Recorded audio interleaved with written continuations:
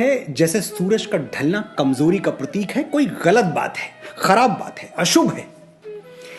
Europe और अरब के देशों में ऐसा मानते होंगे, हम भारतवासी नहीं मानते। हम डूबते हुए सूरज को भी पूजते हैं।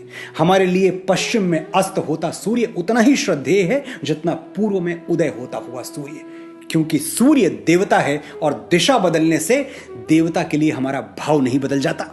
बड़ी बात है सूरज का सूरज होना, तेजो राशि जगत पते होना, सृष्टि और जीवन का आधार होना। सूरज हूं, जिंदगी की रमक छोड़ जाऊंगा, मैं डूब भी गया तो शफक छोड़ जाऊंगा।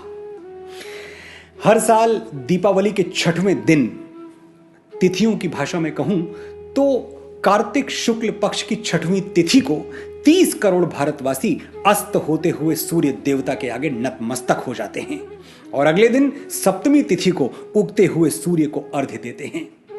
भारत की नस नस में बसा हुआ यह त्योहार छठ पूजा कहलाता है और दुनिया भर में मनाए जाने वाले बड़े से बड़े त्योहार का संगीत फीका पड़ जाता है जब यूपी, बिहार, झारखंड की माताएं अपने बेटे बेटियों की लंबी उम्र की कामना करते हुए एक स्वर में गा उठती हैं कि कांचे ही बांस के बहंगिया, बहंगी लचकत जाए, होई न बलम जी कहरियां, बहंगी घाटे पहुंचाए।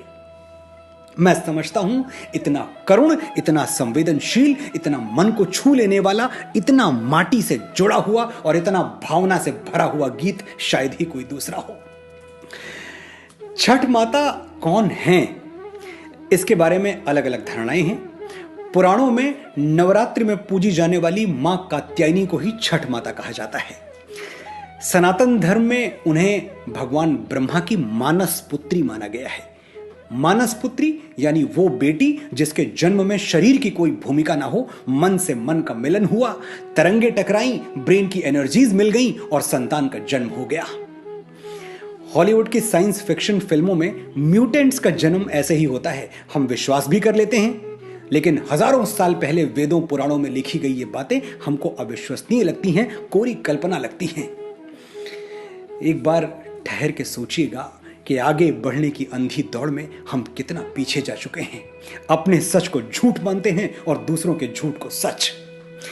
मैं एक ऐसे युवा भारत का सपना देखता हूं जो दिन भर इसरो में बैठ के अंतरिक्ष में रॉकेट्स भेजे, लेकिन रात को सोने से पहले श्रीमद् भगवत गीता के 2 पन्ने पढ़ के ही आंखें बंद करे।